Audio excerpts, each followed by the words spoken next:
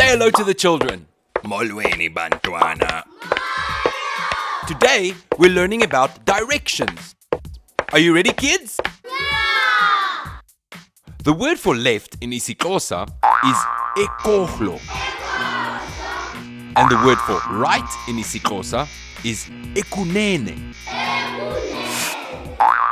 And the word for straight in isiXhosa is ngqo. Now let's use these directions to help Abuti get to Sisi.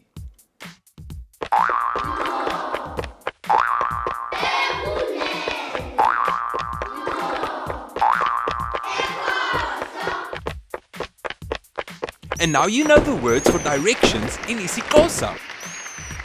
Goodbye Abuti, goodbye kids, see you next time.